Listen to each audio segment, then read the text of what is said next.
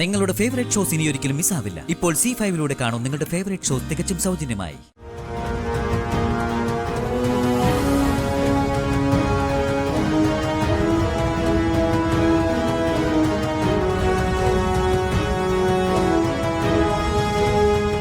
അച്ഛൻ ഇത് തന്നെയായിരിക്കും നമ്പർ. ഇത് തന്നെ ആള്. എത്രയും പെട്ടെന്ന് ഇവിടെ നിന്ന് കൊണ്ടുപോകണമെന്ന് പറഞ്ഞ മെസ്സേജ് ഇടാം. അവര് മെസ്സേജ് കണ്ടാ മതിയായിരുന്നു. സമാധാനത്തോടൊന്ന് കിടന്നുറങ്ങിട്ട് എത്ര നാളെന്നറിയോ? ഒരു ആശ്വാസവാക്ക് പറയാൻ പോലും ആരുമില്ല.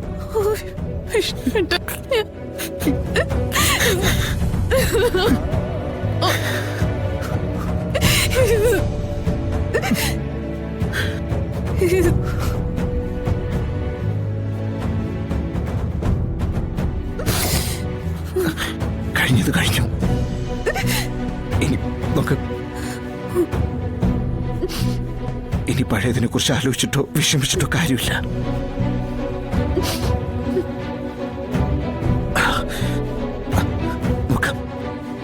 കാർത്തികയ്ക്കെതിരെയുള്ള ഇനിയുള്ള നീക്കങ്ങൾ നമ്മൾ ഒന്നിച്ചെനി നടത്തുന്ന 100,000 കള്ളങ്ങൾ പറഞ്ഞ അവളുടെ നാവ് കൊണ്ട് തന്നെ അമ്മയ്ക്ക് മുമ്പിൽ നടന്ന സത്യങ്ങൾ പറയിക്കണം.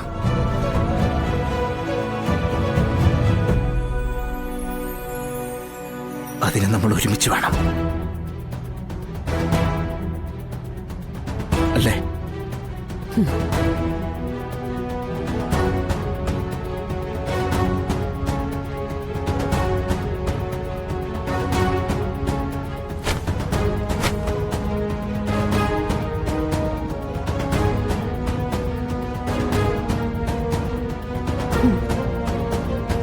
പൊന്നിക്ക് ശാലിനോട് വലിയ കൂറാണല്ലേ?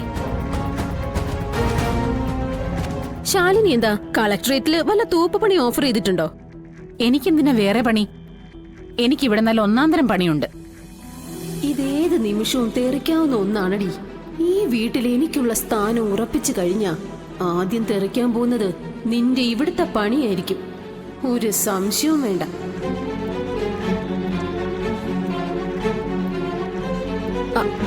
അല്ല പൊന്നി, എനിക്കൊരു സംശയം. എന്റെയും വിഷ്ണുവേട്ടന്റെയും കല്യാണത്തെ കുറിച്ച് അറിയുമ്പോ ബന്ധുക്കളായി എത്തുന്നവരെക്കാൾ കൂടുതൽ ശത്രുക്കളായിരിക്കും, അല്ലേ പൊന്നി? എനിക്കറിയാൻ പാടില്ല.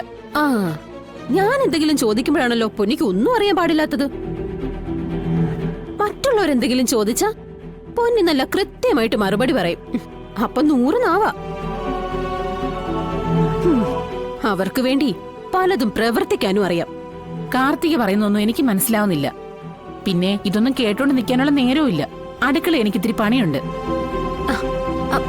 അങ്ങനെ പോവല്ലേ, ഒന്ന് നിന്നേ പൊന്നി. അറിയേണ്ടവർ അറിയാൻ വേണ്ടി ഞാനൊരു കാര്യം ചോദിക്കാം. സത്യമ്മ ജീവിച്ചിരിക്കുന്നിടത്തോളം കാലം എനിക്ക് ഉറപ്പാ ഞാനും വിഷ്ണുവേട്ടനും തമ്മിലുള്ള വിവാഹം നടക്കുമെന്ന്. അല്ലെങ്കിൽ സത്യമ്മയെ കൊണ്ട് ഞാനിത് നടത്തിപ്പിക്കും. തടയാൻ വരുന്ന ആരെങ്കിലും ഉണ്ടെങ്കിൽ വന്ന് തടഞ്ഞോളാൻ പറ. ഞാൻ പറഞ്ഞെന്നും പറഞ്ഞ് ആരോടും പറയാതിരിക്കണ്ട കേട്ടോ.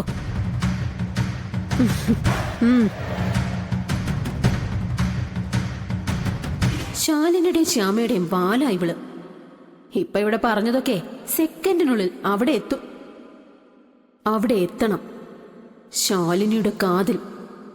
വിഷ്ണു എന്നേക്കുമായി അവളെ വിട്ടുകളഞ്ഞെന്ന വേദന അവൾ അറിയണം. അറിഞ്ഞില്ലെങ്കിൽ ഞാൻ അറിയിക്കും.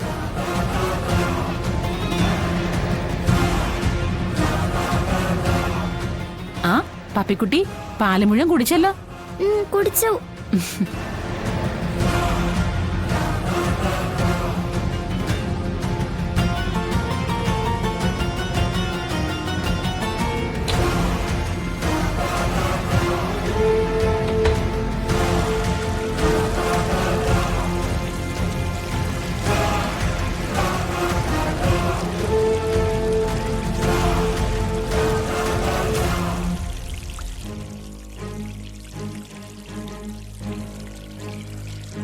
കാർത്തിക ആന്റിയുടെ അച്ഛന്റെ അമ്മയുടെ നമ്പർ ഇതിൽ കാണും. നോക്കട്ടെ.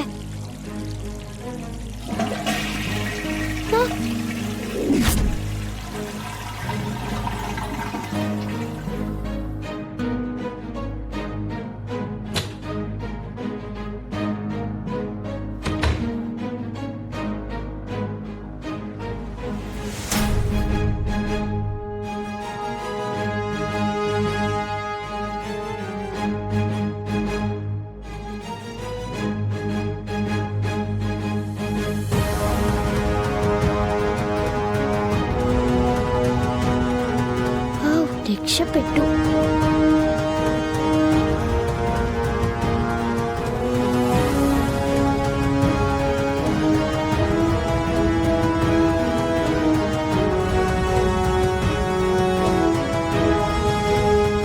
അച്ഛൻ, ഇത് തന്നെയായിരിക്കും നമ്പർ. ഇത് തന്നെ ആള്. എത്രയും പെട്ടെന്ന് ഇവിടെ നിന്ന് കൊണ്ടുപോകണേന്ന് പറഞ്ഞ മെസ്സേജ് ഇടാം. അവര് മെസ്സേജ് കണ്ടാ മതിയായിരുന്നു.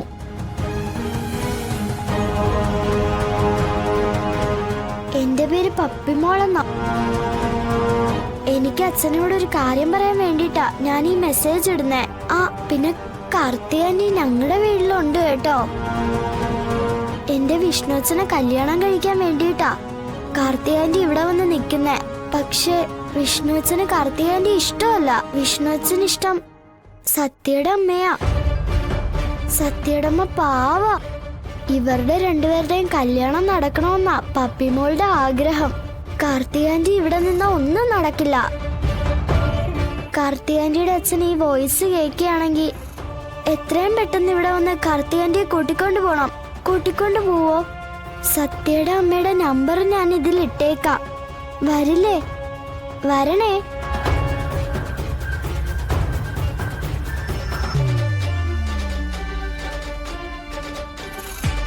ഇനി ഇതിൽ നിന്നും ഈ മെസ്സേജ് അങ്ങ് ഡിലീറ്റ് ചെയ്തേക്കാം.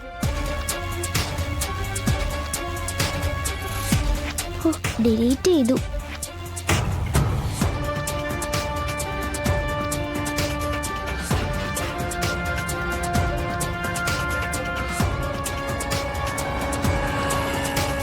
കാർത്തിക ആരാണ്? അവളുടെ ലക്ഷ്യം എന്താണ്? അവൾ ഇവിടെ വന്ന് നിൽക്കുന്നത് എന്തിനാണ്? ഈ 3 ചോദ്യങ്ങളാണ് നമുക്ക് മുന്നിലുള്ളത്. അതിലെന്ത് സംശയിക്കുന്നു മാഡം? ഒരു ലോക ഫ്രോഡ് എന്തൊക്കെ കാണിക്കോ അതൊക്കെയല്ലേ അവള് കാണിച്ചോണ്ടിരിക്കുന്നത്. അത് നമുക്കറിയാം. അവളെ അടുത്തറിയാവുന്നവർക്കും അറിയാം. പക്ഷേ അവളുടെ ഏറ്റവും അടുത്ത് നിൽക്കുന്ന സത്യാമ്മയ്ക്ക് ഇതറിയില്ലല്ലോ. സത്യാമ്മയെ അവളുടെ യഥാർത്ഥ ഐഡന്റിറ്റി ബോധ്യപ്പെടുത്തണം. അതിനൊരു സൊല്യൂഷൻ കണ്ടാലേ ഇതിനെല്ലാം ഒരു തീരുമാനം ഉണ്ടാക്കാൻ പറ്റൂ. അതായത് എന്റെ ലൈഫിന്റെ തിരിച്ചുള്ള എൻട്രി നമ്മൾ കണ്ടെത്താൻ പോകുന്ന ഈ ആൻസറിലാണെന്ന് ചുരുക്കം. ഡൗൺലോഡ് ചെയ്യൂ C5 ആപ്പ്. കാണൂ എല്ലാ എപ്പിസോഡുകളും സൗജന്യമായി.